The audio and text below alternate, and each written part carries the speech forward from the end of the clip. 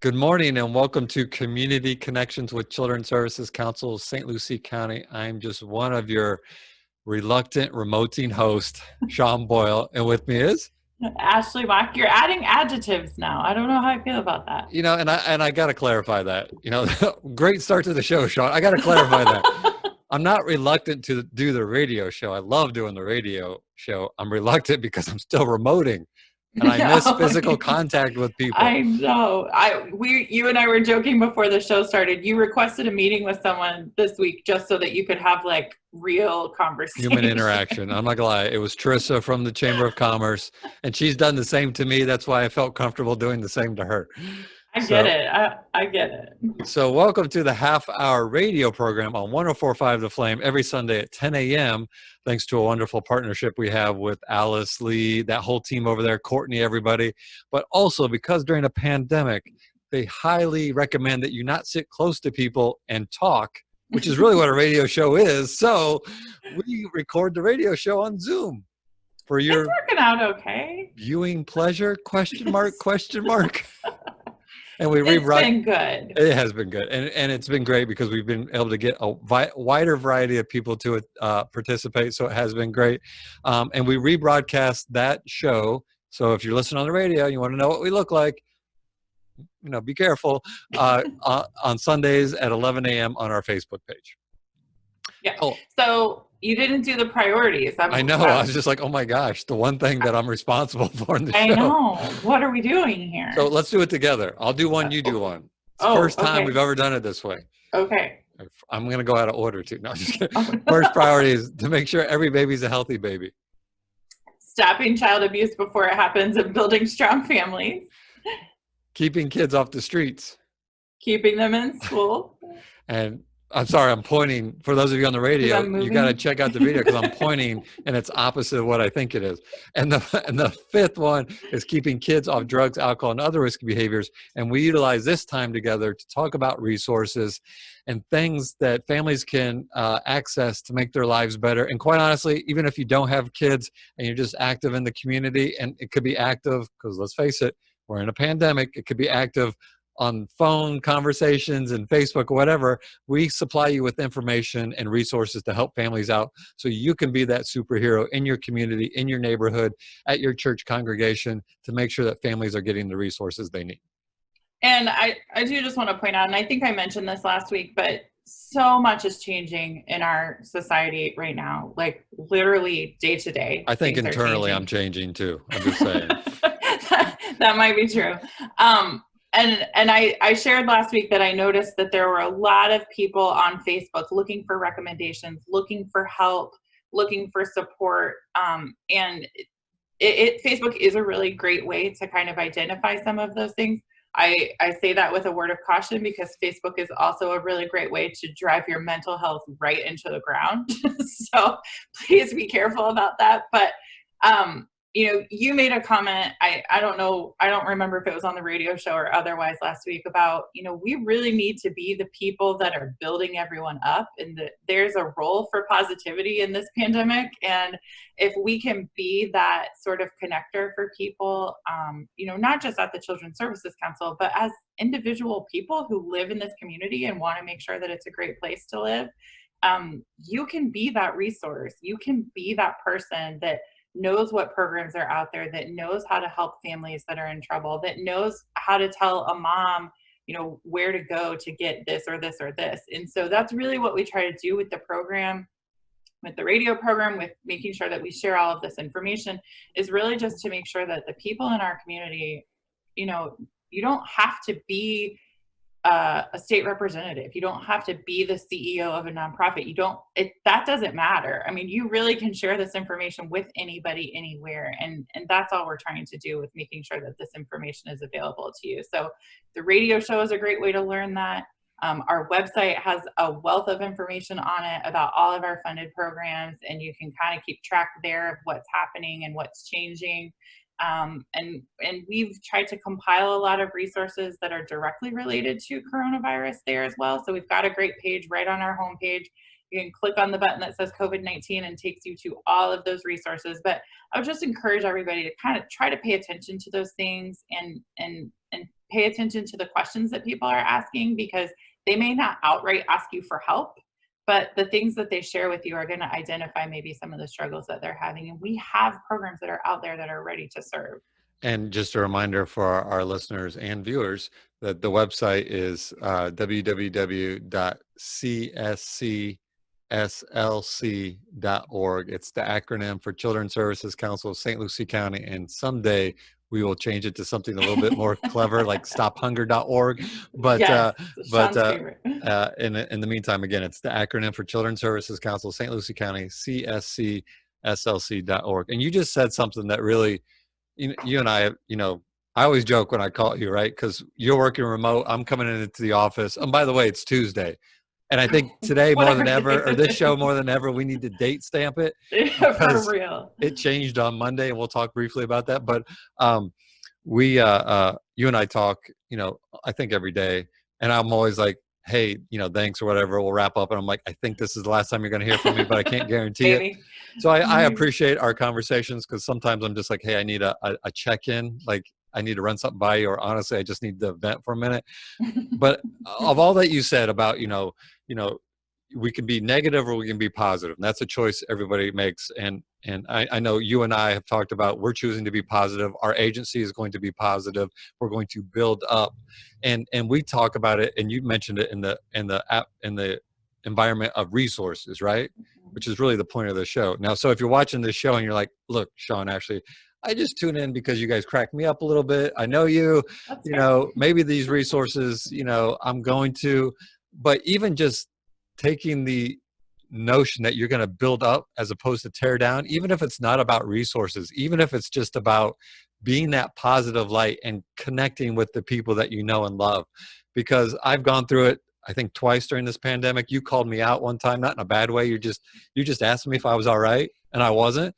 That meant everything to me, because I realized, it was a little bit of a reset, and I had to take care of myself a little bit. But I just say all that because when we're making connections, and connection is so important during this time, because it's distant, right? But there is ways to connect through social media, through the phone, through text. But I would just ask everybody to have that mindset. Are you in a mindset of bringing down or bringing up? And I would challenge everybody as much as possible, and it's impossible to do 100% of the time, but make your default, or at least attempt to be the build up, because we need a lot more of that. That allows more conversations to happen. If two people are building up, they don't necessarily have to agree on everything, but as long as they have that approach, you can have conversations. Yeah, and I think too, we've tried to share a lot of information on our Facebook page, on our website, but we're not the only ones doing that. So I know we've shared this, or this quote, this meme goes around all the time: look for the helpers. And I think that's what we have to do. We have to look for the people that are genuinely trying to help, and not make it harder for it already in this super hard time. So look for the helpers, find them, be the helper, like share the information, be the person that is making those connections. And hopefully when we get on the other side of it, we'll all continue to do that. That will be great. I feel like we could probably dedicate a show to strategies on that, and maybe we can think about that. I'm being dead serious. Yeah. But we do have a guest, and I say that because I'm looking at the time. Part of my job with this show is to be the timekeeper and producer. So I just there's a couple announcements I want to quickly make. Yeah. One, it's a 6-letter word. You've heard me say it. It's not a bad word. It's the census. Fill out your census. And if you go to our Facebook page, and I think we've shared it a couple of times, or if you go to the roundtables page, they're incentivizing people to fill out the census by giving away a 50-inch TV. If you take a picture of you filling out the census and send it to them, you're going to go into a drawing to win a 50-inch TV. I say all that, so if our begging and pleading isn't enough for you to fill out the census, maybe you're in it for a free 50-inch TV. So go to census.gov, take the time to fill it out. The other thing, because we mentioned that we're recording the show on a Tuesday, so on Monday, school said, hey, this is an FYI, just in case you haven't heard, school has been delayed 2 weeks. So we are working with our summer camps to see if they can extend, and we're going to do that due diligence in the next week or so. But just if you haven't heard, the start of school has been delayed till August 24th.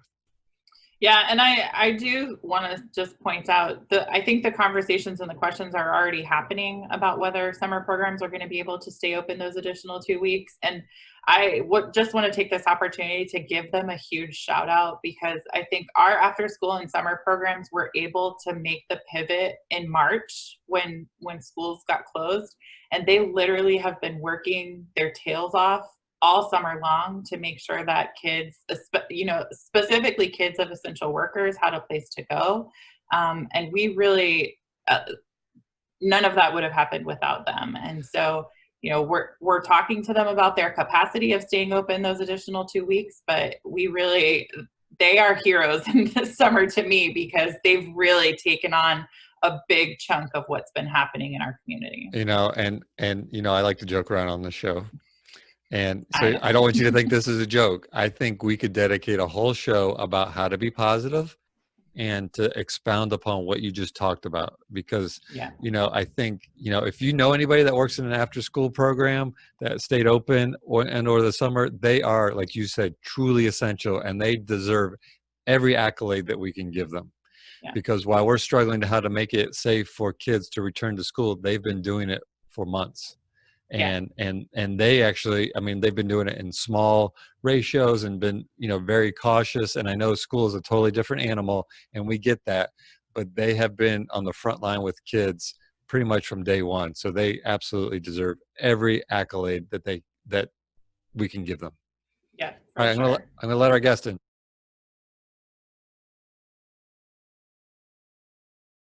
So we're really excited to have with us today Miss Audria Moore-Wells from the city of Fort Pierce. And Sean and you and I often joke about the list of people that we would always want to start our day with. And I think that Audria is on mine, because she's always happy, always smiling, always has a positive attitude. And I feel like she's one of those people that you have to talk to every morning to get your day going right. So before we let her speak, I got 2 comments on that. Uh-oh. First of all, those of you that are listening on the radio, you have to jump on to our Facebook page at 11 o'clock to watch the rebroadcast, because Audrey is so special, and everything that Ashley just said, she actually has a beam of light coming down as if she's an angel on our screen right now. It is. It's radiating. And second of all, Ashley, you mentioned, we have this list of people, like if we could start or end our day with conversations, it'd be a great day. Nick Mims is on that list, Sandy Mack from our office. Now, I would definitely put Audrey on there, but I have experience in Audrey that maybe you haven't. So I'm just going to briefly, and I know she's going to talk about some of these efforts, but I have volunteered the last couple of times at Operation Dinner Table. And anytime you coordinate a bunch of volunteers, you have to have a general in charge of the volunteers. And that has been Audrey the last 2 times. And so while she does it in a great way, she definitely tells you what to do and where to go. Hey, you got to have that person on your team to get the work done, right? I'm like, wow. Okay, Audrey, I will definitely do that. So that's actually kind of a good transition, Audrey. You guys, the city of Fort Pierce is coordinating some additional food distribution stuff that's happening over the next few weeks. Do you want to talk a little bit about that and share what you guys are doing in partnership? Yes, definitely. St. Matthew's Missionary Baptist Church brought to us a resource that is able to bring in food so that we can do a weekly food distribution. And we are holding that at the Elois Ellis Park, which is located at 1311 Avenue M, every week. And we had our first collaboration last Friday.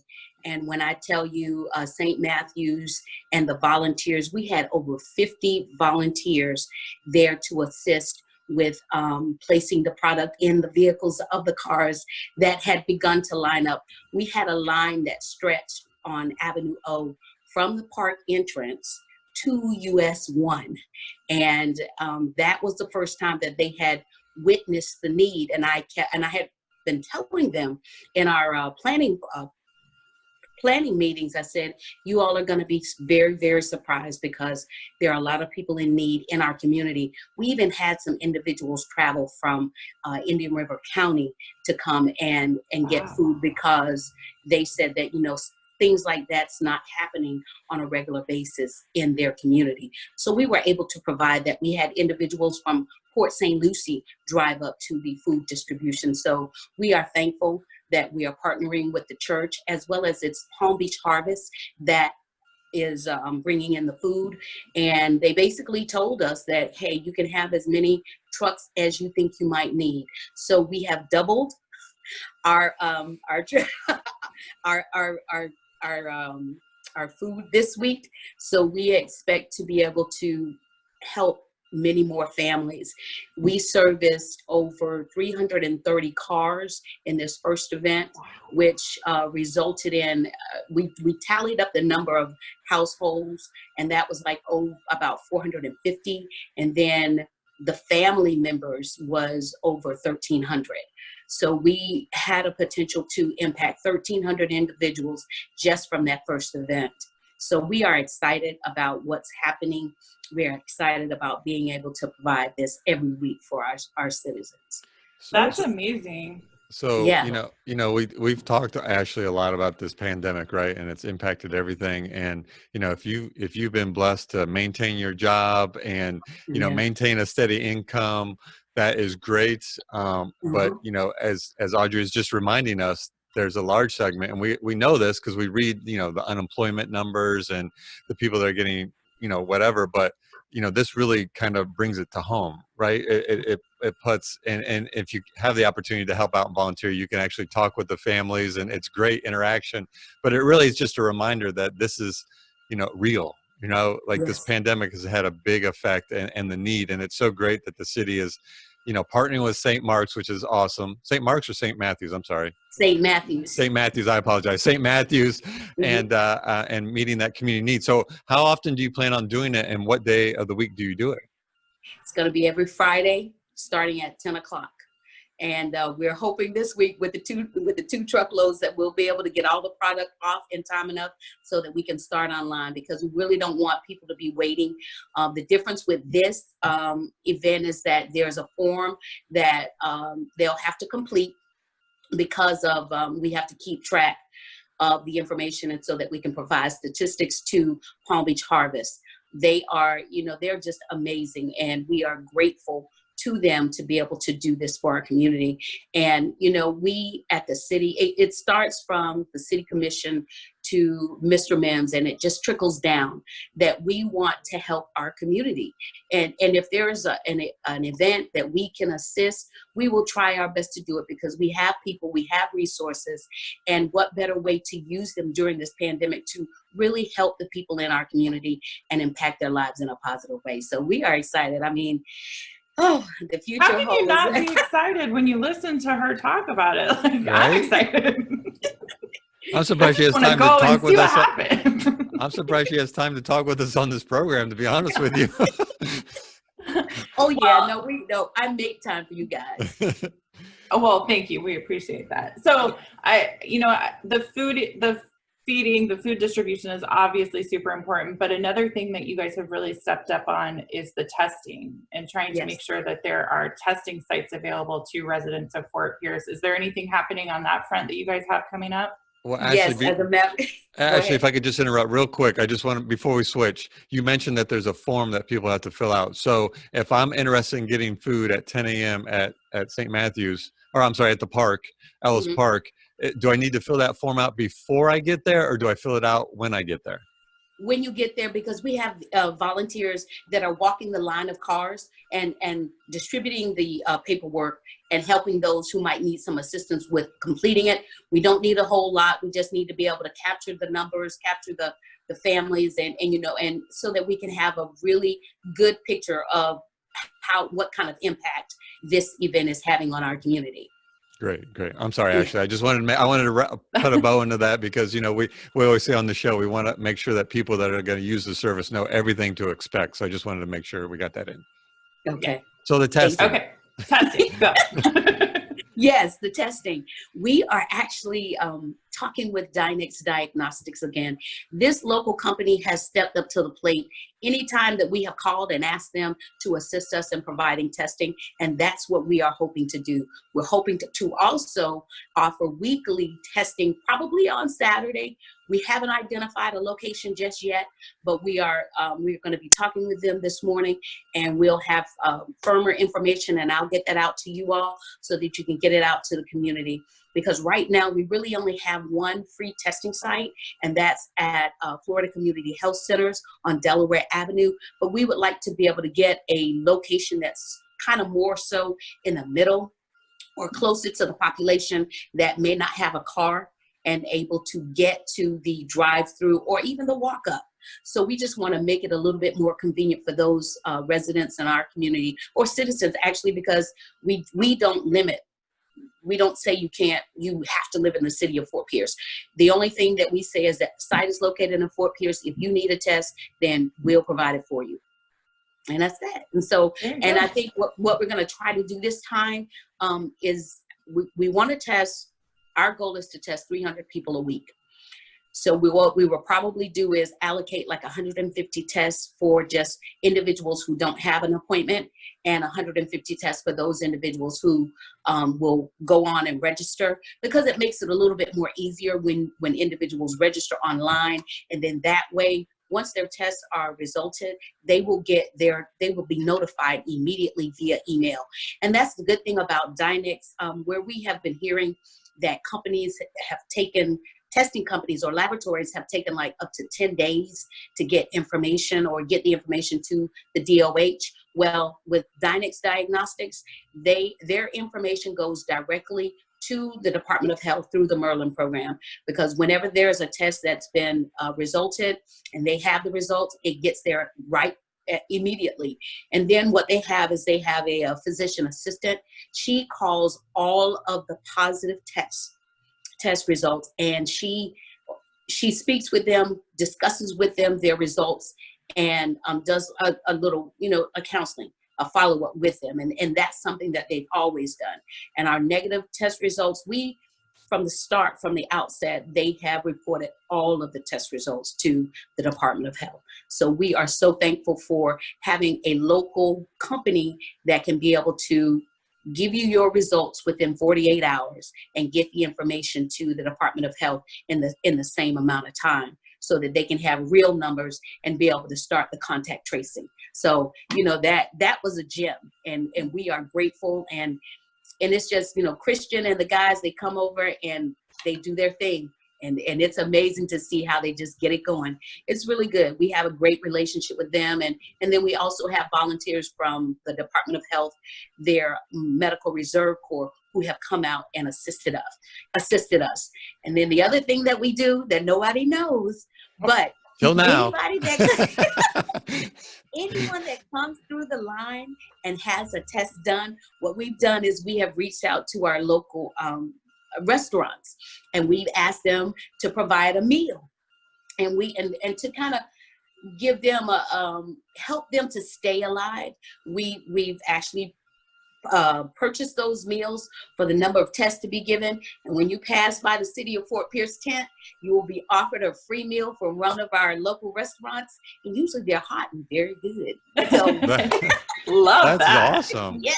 And I got to give I've actually thought about this, and actually, we're not really in the healthcare industry, and we do partner with Florida Community Health, and we know that some of our resources have been utilized for the COVID-19 pandemic. But I've often wondered, and I'm so glad to hear you say about, offering testing that's more accessible, because, while we have lots of testing, I hear on the, like statewide, we opened up the thing down in Palm Beach, anybody can go. And I've often thought, if you don't start going into neighborhoods, you have a lot of families that are transportation is a big obstacle.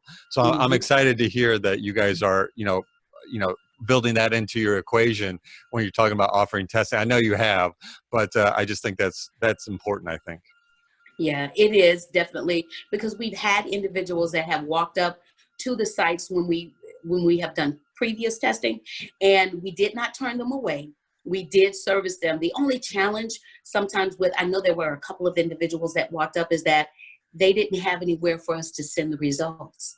So what Christian told them to do is come back tomorrow and I'll have your results. And that's what he did, so that they could, whether they were, negative or positive. So we don't turn anyone away. And if you don't have an appointment, we don't turn you away. We make a way, we fit you in, because we know that people are looking for these tests. They want to be tested. They want to know what's going on with them. And so we hope to provide that coming up real soon. That's great. That's awesome. And I love the local restaurant aspect. We've been, since kind of the start of the pandemic, our partnership with the St. Lucie County Chamber has offered us an opportunity to kind of promote some local restaurants. And I feel like you often can kind of introduce somebody to a restaurant that maybe they wouldn't have gone to otherwise, or they wouldn't have patronized otherwise.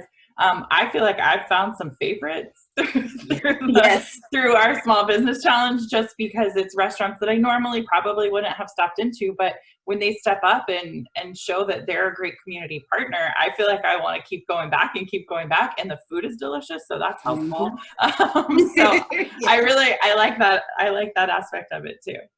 And you know what? I got to give credit where credit is due. That was Mr. Mims' idea, because I was like, no, we're doing enough. We're doing testing. We're doing extensive stuff. We're doing this.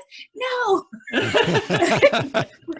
But he was like, Audria, we want to help the community. Feed the people, Audria. That's what he said. Feed the people. Yes, ma'am. Yes, ma'am. So, we did it. And our staff here, I have 2 young ladies that every time whenever I say, okay, y'all, it's time to go, we gotta do what we gotta do. And they already know. We already know the routine, and it's like clockwork. It's a very well-oiled machine. Our public works comes in, and it has been really a rewarding situation, or rewarding experience, I'll say, for all involved, because our public works guys, they usually, they're doing stuff in-house everywhere.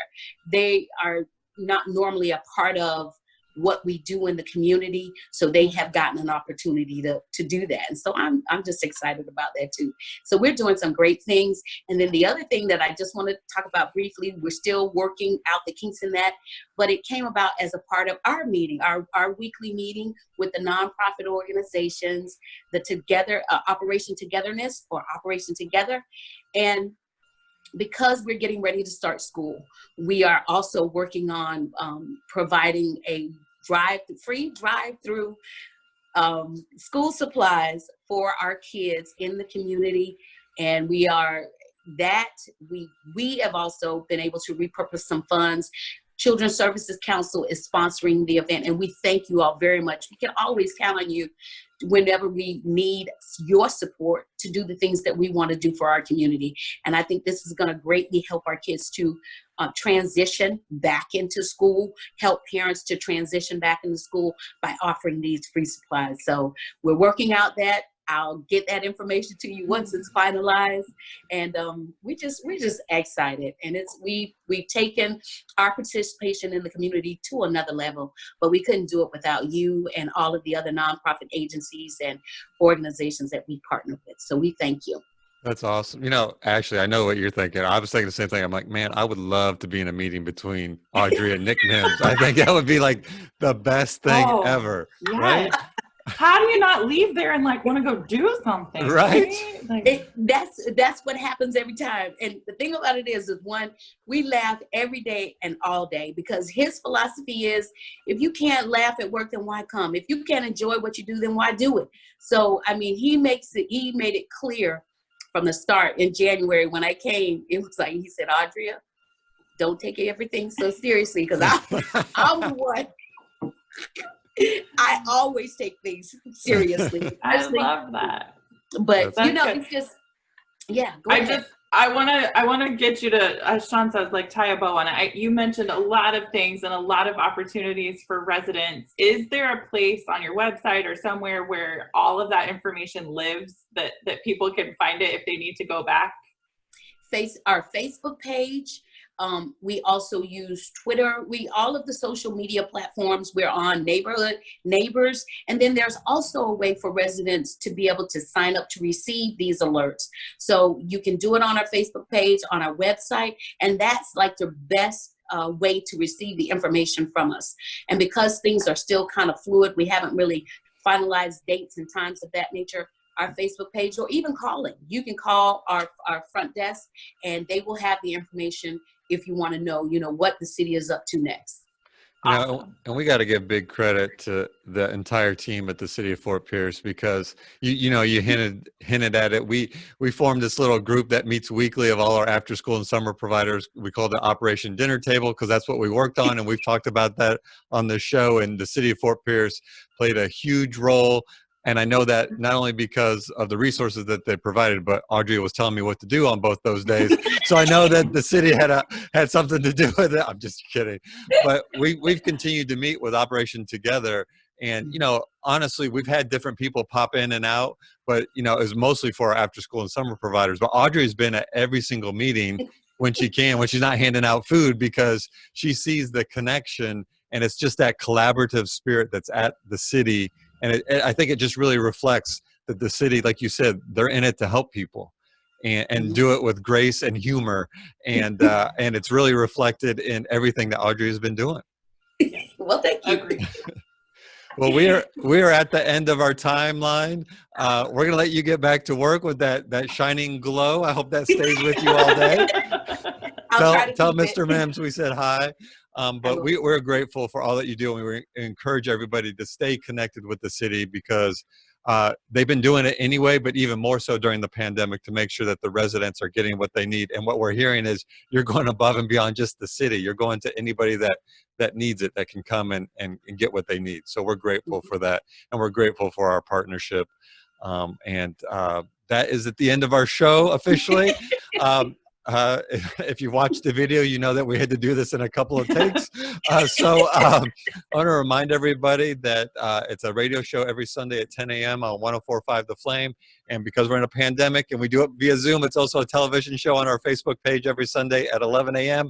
And remember, it's our children, our community, our future. Now more than ever, we're all in this together. We'll see you next time.